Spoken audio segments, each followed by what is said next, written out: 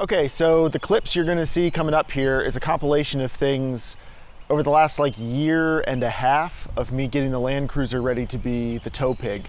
And if you're wondering why it's been a year and a half and I haven't actually made the video, I've discovered that I really don't like the editing process as much as I used to, of making a lot more stylized videos. So I'll still do it when I want to, but I get a lot more fun out of just sharing the projects and talking about where I'm at with them and how it's going. So I'm going to put more effort into recording more stuff in camera the way that I want to actually use it, so I don't have to do as much post-production. So you're going to notice that probably a lot of this stuff would be better if there was more context included, or I had a little more presentable, breaking the sections up and explaining everything I'm doing. But I think you'll be able to follow along. There was just a bunch of small stuff I needed to do to get the Land Cruiser ready, and some big stuff. And I've been towing with it for the past year and a half. Yeah, just over a year now, actually. I would say, yeah, actually putting the M3 on it and towing it around, it's been about a year. There's been some other cars as well. You'll see more of that coming up. This is just gonna be a bunch of different clips strung together, catch you up on where the truck's at, and then we'll talk a little bit about how it tows. Today, we're replacing the struts in the hood and the rear lift gate, the gas struts that hold it up, because at 250,000 miles, they keep falling down over time, and they hit my wife in the head one too many times, so we gotta fix that. It is a really rainy day outside, but I got the time to do it, and it'll be nice when they're fixed. So I'm not going to film a whole lot. It's wet and it's cold, and I'm currently selling some cameras right now. So my best filming one is going to be upstairs and not available to be used. So I'll just show you kind of a few little snippets from me going through it, but that's the plan. I got the gas struts from Rock Auto. I'll put a link in the description if they turn out to be good, and let's get to it. All right, so the struts are installed on the hood. That probably only took maybe 20 minutes. Let me show you. These are Monroe Max Lift gas struts. They're almost identical to the stock ones. You unscrew this at each end. The main difference is the stock ones are 12 millimeters and the Monroes are 13 millimeters. I have no idea why. But you pretty much just unscrew this from each end, and you take off the old ones and you pop on the new ones. I used a little bit of thread locker just to make sure they hold on, and that's it. And it's holding really well. Hasn't fallen down yet, so far so good. And now we're going to do the ones on the lift gate. This was also incredibly easy. Similar to the front, you just have one of those, I don't know what it's called, like a ball fitting in the back. And then just two 12 millimeter bolts up top. Put a little thread locker on them, put them back together. And it lifts itself now, which it didn't used to be able to do. And it holds itself up great. So I'm very happy with it. This was super easy. Total, I think I paid 60 bucks from Rock Auto for all four Monroe Max Lift things. I don't have any affiliation with Rock Auto, but I'll put a link in the description. I would definitely check them out if you're looking for something like this to do to your own truck, whether it's a Land Cruiser, 4Runner, or whatever. Simple quality of life improvement for a truck that's 20 years old and has 250,000 miles. Okay, I wasn't going to make a video about this, but then I've gotten this far into it and I figured, yeah, I better, because this has been something. So, I'm installing an Android Auto head unit in the Land Cruiser because I thought the old head unit went bad. More on that in a second. While I'm installing it, I figured putting a backup camera on would make a lot of sense. So, drilled a hole, ran the wires through. Here are the wires. We got a signal wire and we have power wires. For power, you can't just run continuous power to a backup camera. It will overheat over a period of time if you don't, or at least that's what I've read. So I learned how to use my multimeter better, and I found the hot wire on the reverse light patched in, so now every time I shift into reverse, the camera gets power and sends it up front to the head unit. The head unit is actually pretty sweet, except I dropped it. No. It's a Sony AX5000. I've already hooked it up. It actually works pretty well. But when I just said that I thought the head unit was bad, well, here's the problem. So here's the head unit that was in the car. Basic Alpine from the previous owner, no major issues. And then all of a sudden, the speakers just cut out. You could just hear the sub and nothing else. So I thought, okay, well, the head unit's bad. I was planning on replacing it anyway, no big deal. Well, I go to replace it, and let me get a light on here. If you see the speaker wires, I notice, they're not part of the regular harness. They're all just running in there. And then I traced them. You can see them right there. And lo and behold, they're running underneath this seat. And you can make fun of me for not doing the research ahead of time, but I did not know there was a factory power amplifier in the FJ100s. So I hooked the new head unit up, ran everything, tested it, and Android Auto works, backup camera works. The mic doesn't work because I tried to reuse the old mic, so I'm running the new one. But none of the speakers work still, and apparently I'm going to have to bypass the factory amp. So that's the next project, and it was at that point I figured, like, this is turning into such a big deal that I should probably just go ahead and film it. This would have been good content, so that's where we're at. The things that did work pretty well is all the stuff back here. So I'm going to go ahead and tuck all this up so the car will still be drivable while I'm figuring out the rest, and I'll update you when I have an update. Alright, the Land Cruiser started missing pretty bad, and the check engine light came on, and I can't run codes because I didn't realize this, despite being post-1996. That's what the OBD port looks like. So I'm going to need to find an adapter for that, and the forums haven't been super helpful. So it's most likely the coil packs, and if they've got 260,000 miles, instead of like pulling plugs on them and narrowing it down and everything, I'm just going to go ahead and replace all of them. OEM Denso plugs. Probably they need to be done at some point, and after I do that, the nice thing will be the starter, alternator, AC compressor, plugs, and coils all will have been replaced since I bought this, so that should be a lot of the normal things you would expect to go bad over time, and you know, hopefully it's good for another 50-60,000 miles with only things like fluid changes, but we'll see. Although I think, from looking at it, this is probably the original radiator, so it may not be a bad idea to plan on that needing attention at some point in the future. Okay, ignore the check engine light. I'm assuming that'll go off in a bit, or otherwise I'll just have to like pull the battery lead. But it's sounding and feeling a lot better. Running smooth, everything's buttoned back up. I'm gonna take it for a drive. This is what a heater T is supposed to look like, and this one presumably has the 260,000 miles on it that, you know, the Land Cruiser has.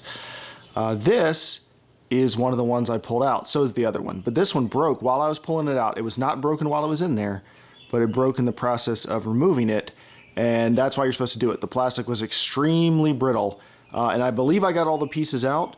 I'm going to be flushing the coolant, so if there are any few pieces left in there, hopefully they will come out fairly easily. But that's why you do it, is you don't want to have a situation where they break while you're on the road and you lose all of your coolant.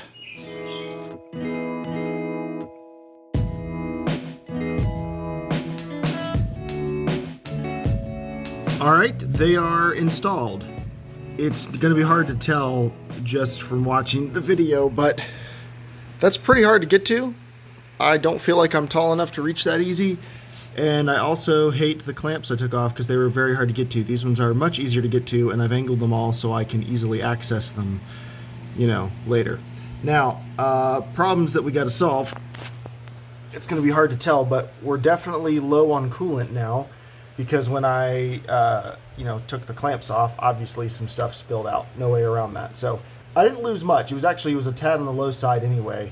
So I probably only lost maybe a cup and a half. But I need to go ahead and I'm going to top it up with regular water because, yeah, it doesn't need to be perfect right now. I'm going to replace all the coolant, but I just want to make sure that I can circulate it through the system and nothing leaks. So I'm going to put the intake back together and see if it all starts.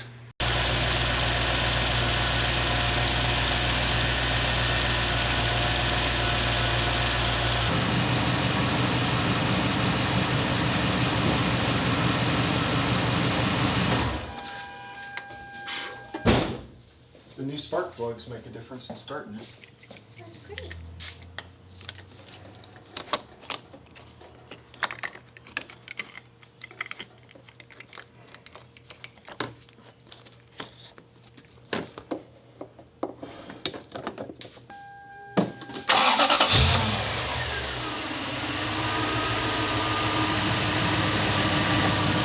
Okay, what we got going on today is starting by greasing the drive shaft, because I was about to go use this to tow the M3 to a track day, and there's been this light vibration in the driveline for a while that's intermittent, and it got a whole lot worse.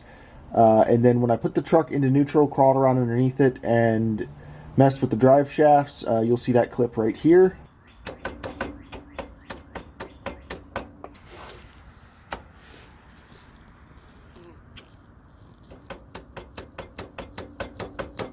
And the biggest thing that seemed to make a difference was when I greased all the Zerk fittings, the rear slip joint here, so that's the rear diff, that slip joint took a whole lot of grease, and then the slack got taken out of it. So I haven't actually driven it yet, but it's feeling a lot better. And you also see all of this, it looks like grease was probably coming out of the slip joint and spattering over the back of the diff. So greasing the joints and the drive shaft is one. I'm still not sure if that rear universal joint needs to be replaced, but it's a lot quieter for now, so until I drive it, we'll see. Okay, I found the easiest way to get these nuts off on the front was to, the front of the rear drive shaft, just to be clear, was to put the truck in drive, roll forward a few inches to rotate it, get out, turn it off, break the nuts loose, and rinse and repeat. I had to do it about 3 times just to make sure I had good access to it, because you can't really tell how far you're going to rotate the drive shaft each time. I found that was easier than putting it up on ramps or jack stands, because it had the wheels on the ground to help keep the drive shaft locked the way I wanted it to be. And you know, the thing's 22 years old, so it takes a little more work to break it loose. I already took the nuts off the front half of the rear drive shaft, and I've broken them loose on the rear side of the rear drive shaft. So now I'm going to finish removing the nuts. On this side, there's a head on each side. On the front side of the drive shaft, they're just studs. So you're going to need a 14mm wrench, like a box wrench in the back, along with your sockets. And then in the front, you'll just need 14mm, and if you're like me, you're going to need a pretty good breaker bar. So one advantage to be on ramps or a lift is you have more room to move a breaker bar underneath, but I felt safer doing it this way. Okay, I got a video of it under the car, but just hear it now what's disconnected from everything. That's not supposed to be happening. That should be a lot sturdier than it is. So the bearings and the grease inside these are probably pretty shot, so let's go ahead and clean that up. All right, next there's these little kind of snap ring C-clamp things. I'm going to knock those out.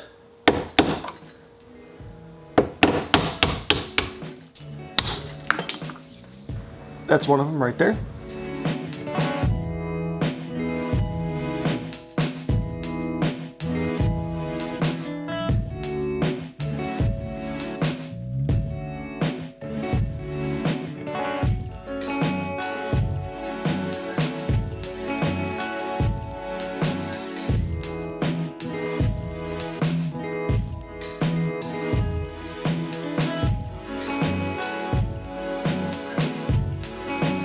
Okay, so, well, for the U-joint on the one side, this is pretty messed up. This one wasn't as bad as the other one. I'm curious how bad the other one's going to be when I get it out.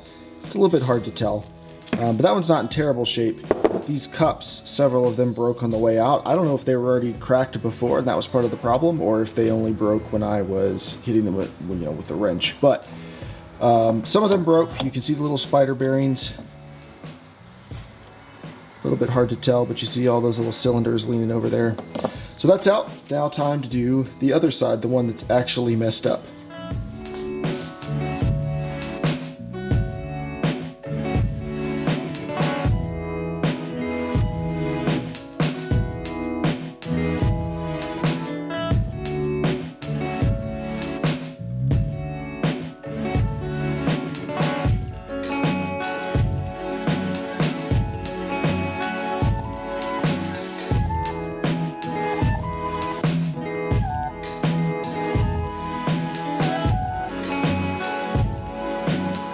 The U-joints are pressed in.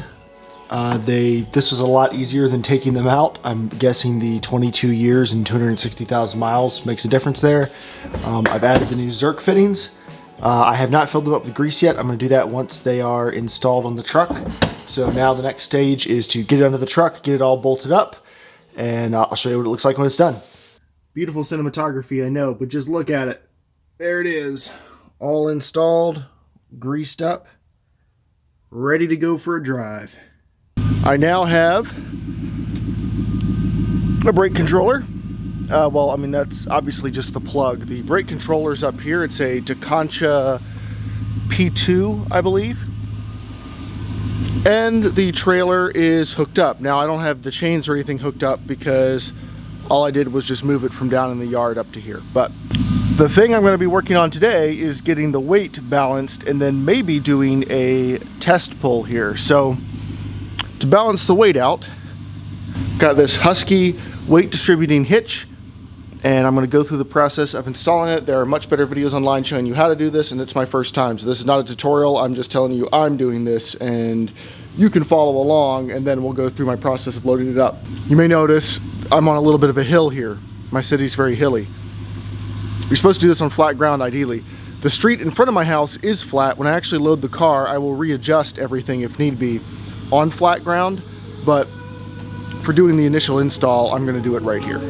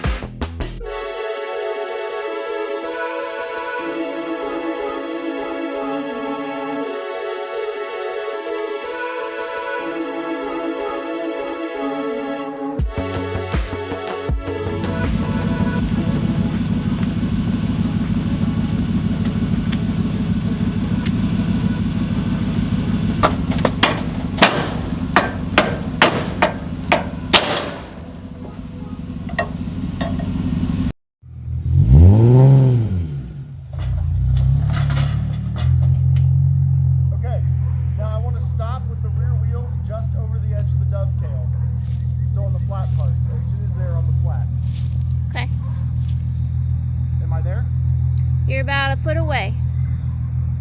I need to go backwards? Yeah.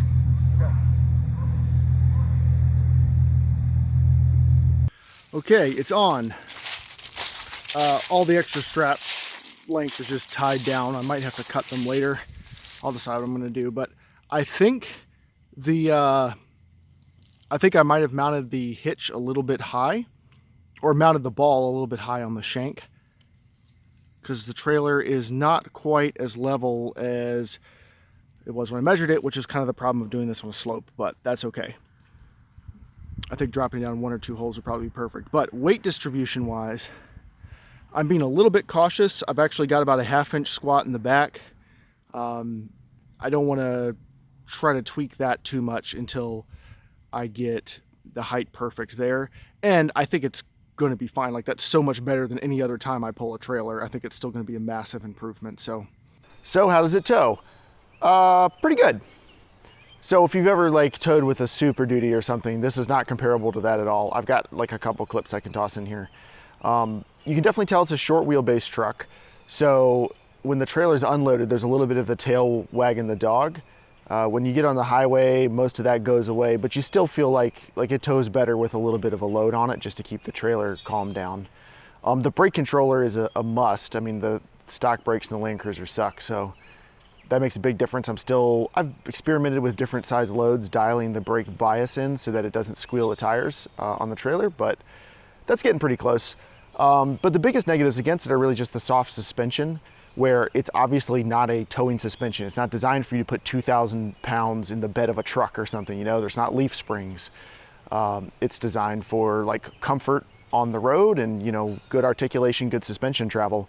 So that's a big weakness, and I've loaded it up a few times with stuff that definitely is putting a strain on the suspension. So I've considered doing a heavy duty suspension upgrade some point in the future, depending on how some other projects work out.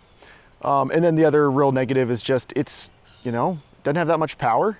It's in the 200s, 300s for torque, and it's got an old 4-speed transmission. So you kind of have to keep your expectations in check about how well it's going to be able to climb hills and engine brake and do a bunch of other things. I'm doing just fine, and I've towed up to 6,000 pounds with it, and it's rated for 6,500. So like, I've definitely used it pretty close to its capacity, and it does perfectly fine, and it has gotten us through some rough scrapes, and I'm very grateful for it. It's a good tow vehicle, but it's obvious that it is not like the ideal for this situation. It's really, really comfortable with like a 2,500 to 4,000 pound load, you know, yard trailer type stuff, carrying furniture around in a trailer, whatever. It does great, but I'd say it's just fine for the purposes of like towing a race car. So there's upgrades I want to do to the trailer that'll make it a little bit heavier. You know, there's the chance I might haul some heavier vehicles on it. I think you'll see in some upcoming videos, it'll make more sense why I'm being a little bit cagey about the future of the Land Cruiser as the tow vehicle, but I'm very glad it's set up to do it this way, and I plan on using it quite a bit for that. I towed through the whole 2020 season, and it did an awesome job. The one time I didn't tow with it, I just drove the M3, we broke the cooling system. You'll see that in an upcoming video. So I definitely like towing all the time. It also gives you a lot of peace of mind. It did break down once last summer. This was another one of those videos that I had a lot of stuff planned for it, but it'd take a long time to sort the whole thing out. So I'm probably not going to, but there's a couple clips here. Like, long story short, we were going on vacation, had the RAV4 in the back. It broke down on I-64, heading towards the Outer Banks of North Carolina. Broke down on the ramp because the alternator finally went. So we tried to replace it in a parking lot. The Toyota dealer gave us the wrong size alternator, like the wrong physical size, and it wouldn't fit.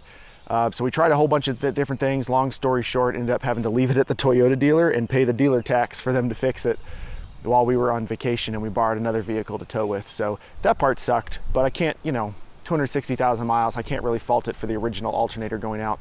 But now that means since I've owned it, it's got a new timing belt, new alternator, new starter, new AC compressor, new plugs, ignition coils. Like, the radiator's probably due for a replacement at some point, just to be careful, but like, it's in pretty good shape now. Runs really nice. So I'm happy with it as a tow vehicle. It's done a great job. So to answer the all-important question, should you turn an FJ100 into a tow vehicle if you've got like a race car or something? Yeah, I think it's fine. I think if you know how to tow, you know how to manage weight, you know how to balance it, you know how to get the tongue weight set, if you have that experience, you'll probably be fine. If you don't have all that experience and you do kind of need the vehicle to be better at some of that stuff, I'd probably recommend a pickup truck with a tow package or something. I think the Land Cruiser is great for light duty, absolutely can't do heavy duty, but is certainly very manageable. And of course, like, a newer one can tow more and everything, but if you're trying to go with an older one like this, you know, if you're looking for a tow pig for the money, it probably wouldn't be my first choice. But if you find something like it, I think you can definitely make it work. And I realize this is a long video, but if you've watched all the way to the end, you are caught up with the Land Cruiser, and we'll just keep moving forward from here. So see you on the next project.